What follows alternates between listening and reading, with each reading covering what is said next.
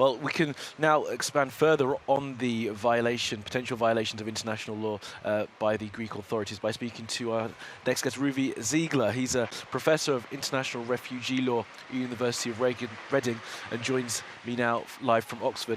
Professor Ziegler, thank you very much for joining us. Can we just pick up what Samir was saying, that perhaps what Greece is doing at the moment is a violation of international law? Yeah, no, I think that's absolutely right. I mean, aside, of course, from shooting at individuals, which you don't need to be an international refugee lawyer to understand how manifestly wrong that is.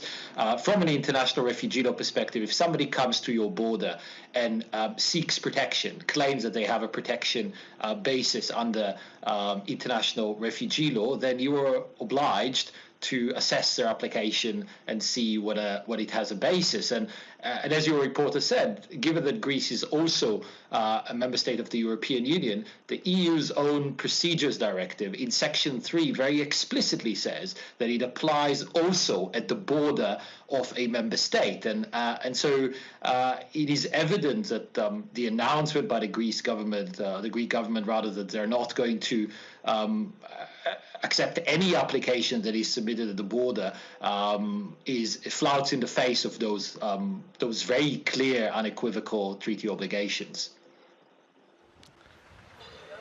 And Professor Ziegler, you make the case that, of course, Greece does have to abide by international law, but we're in a different time now, aren't we? It doesn't seem as if they are abided by international law. What can be done to make them be in compliance with that? If they don't want to open their border, as we are seeing that they're not, there's not much that can be done to force them to do it, is there?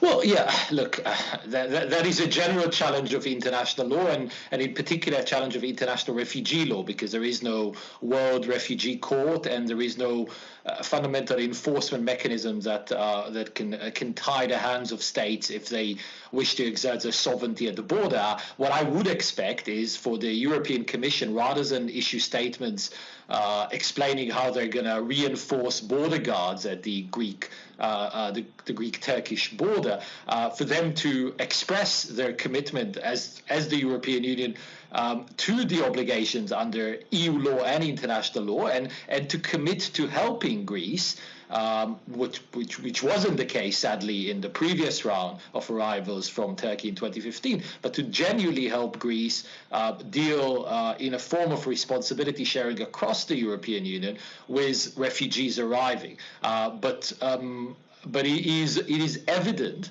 that addressing a crisis by shooting at individuals at the border and refusing to accept their applications is simply not an acceptable way of behavior for any state, and let alone for a state that is a member of the EU. Absolutely not. Okay, Professor Ziegler, thank you very much for that analysis. Let's